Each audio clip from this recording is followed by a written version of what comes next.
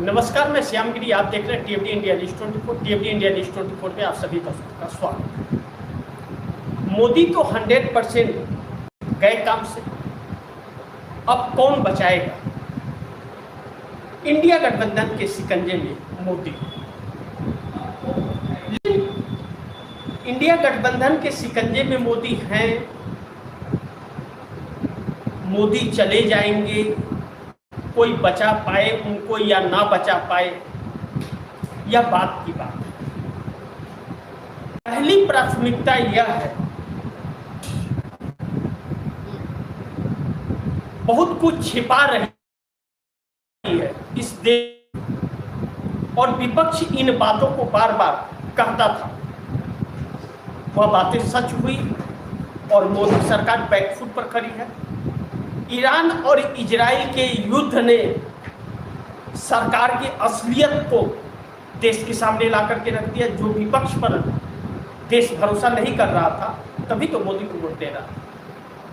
तो वह Iran Israel के युद्ध ने 10-12 दिन के अंदर सच्चाई देश के सामने ला दी और सरकार समझ गई कि अब बच नहीं पाऊंगा, अब तो ले दे के सब कुछ आयाराम गयाराम हो जाएगा।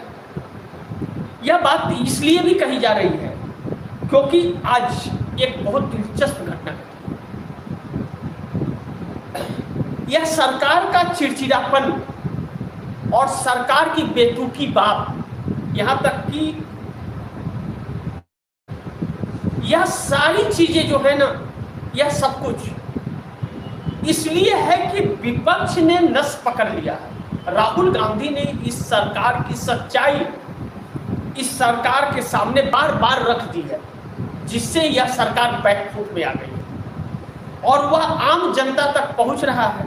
और जब आम जनता तक पहुंच रहा है तो यह सरकार चिड़चिड़ापन इसके अंदर आ रहा है।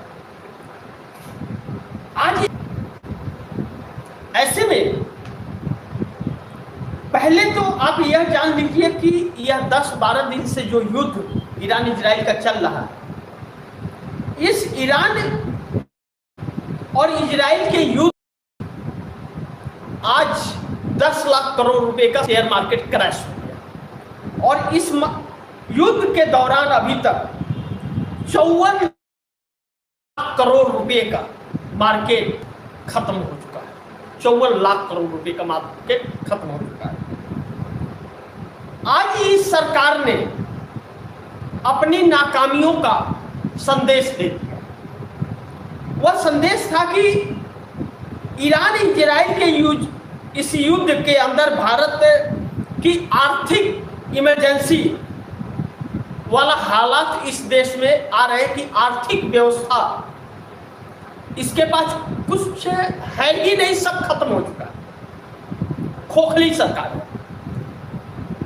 अब जीएसटी का कलेक्शन, टैक्स का कलेक्शन इसका बहुत घट गया है।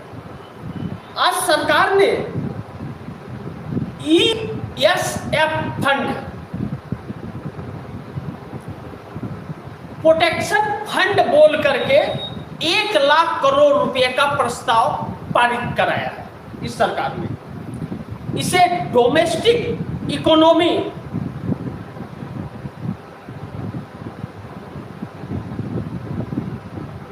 खत्म हो चुका है इसका। आखिर प्रोटेक्शन फंड की जरूरत क्यों पड़ी सरकार को? आज तक तो ऐसा नहीं हुआ। यह क्यों? क्योंकि अब समझिए, अब वह हालात आने वाले हैं कि ईरान ने साफ कर दिया है कि किसी भी तरह का, चाहे खाने पीने के सामान हो, चाहे ईंधन के, पेट्रोल डीजल गैस सीएनजी, इन सब के हो, कोई भी शिप जाएगा नहीं। क्लियर हो गया, 100% क्लियर ईरान ने कर दिया। ऐसे में देश के अंदर जो महंगाई कमर तोड़ और जो अफरा तफरी का माहौल आएगा, सरकार के पास कुछ है ही नहीं जो उसे काबू कर पाए। तो 1 लाख करोड़ रुपए का फंड प्रस्ताव पारित कराया कि उस आपदा से निपटने के लिए 1 लाख करोड़। अब आप दर्शक ध्यान से समझिए, कोरोना काल में इस सरकार ने 54 लाख करोड़ रुपए का तकरीबन फंड जारी किया था, लेकिन उस वक्त 54 करोड़ नाम दी, लेकिन छल किया, किसी को मिले नहीं, खा पी करके मस्त हो गए थे और कुछ दिखावा। लेकिन किया, लेकिन इस बार जो किया जा रहा है यह आपदा बीमारी क्या नहीं है, कोरोना काल बीमारी का आपदा। यह 1 लाख करोड़ रुपए जो प्रोटेक्शन फंड सरकार ने ESF फंड जिसे कहा जा रहा है, डोमेस्टिक इकोनॉमी फंड है यह इसलिए कि खाने पीने के लाले पड़ने वाले हैं, यानी कि इकोनॉमी क्रैक्स हो गई, जो राहुल गांधी कह रहे थे कि अर्थव्यवस्था कोलैप्स कर गया है।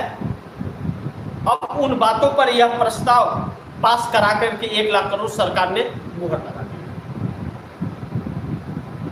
अब बताइए क्या हुआ।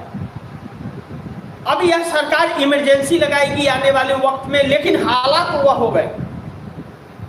लेकिन इंदिरा गांधी के वक्त इमरजेंसी लगा था, उस वक्त उस कानून को रद्द कर दिया गया था। अब इतना आसान नहीं होगा इमरजेंसी लगा पाना, लेकिन उससे बदतर हालात हो गए।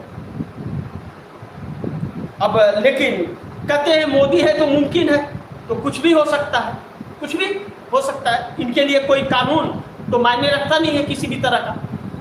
तो अब सवाल यह है कि अगर ऐसे हालात बन गए हैं तो इन हालातों से निपटने के लिए सरकार के पास क्या रास्ते हैं? तो कोई रास्ता नहीं। अब ऐसे में सरकार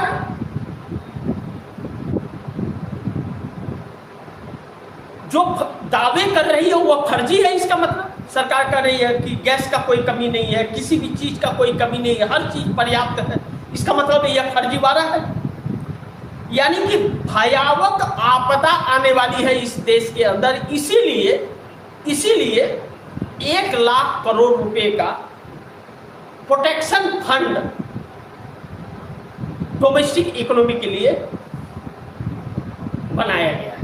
सरकार को यह बनाने की जरूरत पड़ी, या फिर इस फंड के जरिए अपने संबंधियों फायदा पहुंचाने के लिए, कुछ भी हो सकता है, या आने वाला वक्त बताएगा। लेकिन इसका दूसरा पहलू जो बड़ी महत्वपूर्ण है, इसलिए भी यह चर्चा करनी जरूरी है कि घरेलू सामान का दाम अचानक आज बढ़ने लगा, जिसमें गैस, पेट्रोल, डीजल, CNG की बड़ी मार पड़ेगी। अभी तक LPG के लिए आप चल रहे थे, अब खाने वाला जो तेल है आपका, उस पर भी रेट बढ़ गया, यानी कि हर चीज पर रेट बढ़ गया।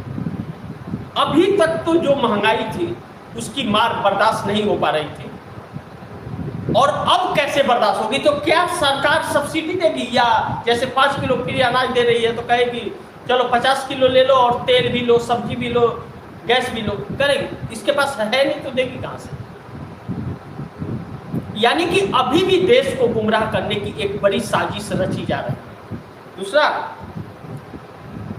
कि इन सब के बीच नीतीश नायडू शिंदे की नासमझी ने देश को तबाह कर दिया। अब यह मैं नहीं कह रहा हूं, अब यह देश की जनता कहने लगी है। और बीजेपी और RSS ने देश को गुलाम बना दिया। इसका तात्पर्य यह है कि नीतीश और नायडू शिंदे, इन लोगों ने अगर देश से गद्दारी ना करते और इस सरकार को समर्थन न देते तो यह सरकार, यह नौबत ना आती। और भाजपा और RSS अपने घर भरने के लिए, नोट कमाने के लिए अमेरिका के हाथों इस देश को गुलाम बना दिया, और सत्ता में नहीं रहते तो पॉसिबल नहीं। और सत्ता में इन्हें बनाए रखने के लिए नीतीश नायडू सिंधिया जिम्मेदार है। अब ऐसे में शेयर मार्केट अब मोदी के बस का नहीं रहा संभाल पाना। 10 लाख करोड़ आज डूब गए और युद्ध के दौरान टोटल 54 लाख करोड़ रुपए का मार्केट स्वाहा हो गया, खाक हो गया। रुपया आज तक के रिकॉर्ड तो 92 रुपया 72 पैसे जा करके 92 रुपया 45 पैसे पर रुका। 92 रुपया 45 पैसा भी आज तक का इतिहास का सबसे निचला स्तर पर आ गया। अब मोदी पर बाजार भरोसा नहीं कर रहा है, और जब भरोसा नहीं कर रहा है मोदी पर, तो वह अपने पैसे को विड्रॉ कर रहा है, निकाल रहा है अपने पैसे को। ऐसे में मोदी आ गए घेरे में इंडिया गठबंधन के। प्रोटेक्शन फंड की जरूरत पड़ गई, यानी कि आपके पास खाने के, पीने के, चलने के पैसे जब नहीं रहते हैं